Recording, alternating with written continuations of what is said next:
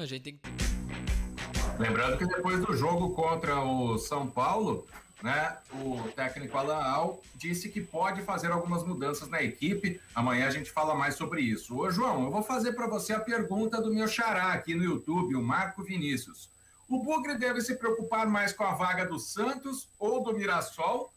Ou, aí eu complemento, Marco Guarizo, ou com o Z2, né, já que 2 times caem nesse Campeonato Paulista.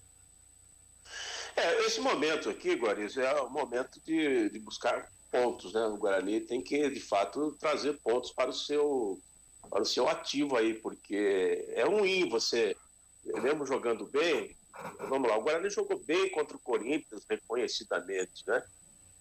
Contra o São Paulo, o Guarani teve grandes momentos. Se a gente não conseguiu classificar como uma atuação homogênea, uma atuação convincente durante os 90 minutos, mas em alguns momentos da partida o Guarani foi superior ao São Paulo. Então ele tem que considerar também, conforme dizem os jogadores aí, né, esses momentos de ascensão, esses bons momentos.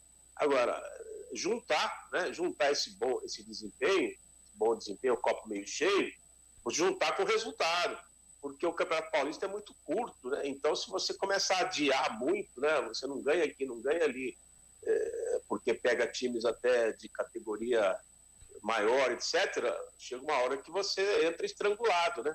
E aí, quando você entra com a faca no pescoço, você não sabe o que pode acontecer. Você pode ganhar, mas também pode acontecer o que ninguém espera. Então, o Guarani e Ferroviária. A Ferroviária é um bom time, mas ela não é superior ao Guarani.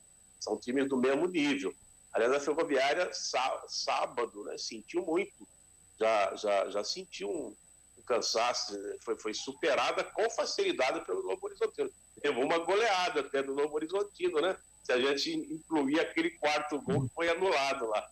Não é mesmo? Então amanhã é dia do Guarani se impor. O Guarani está mais descansado em relação à Ferroviária, então ele tem essa responsabilidade de fato fazer uma boa partida e conseguir um bom resultado. Amanhã a gente fala mais sobre esse jogo, Ferroviária e Guarani, confirmado então na audiência rotativa do rádio, 9h30 da noite amanhã, na Arena da Fonte, lá em Araraquara. Intervalo, daqui a pouco a gente fala dos times chamados grandes, né?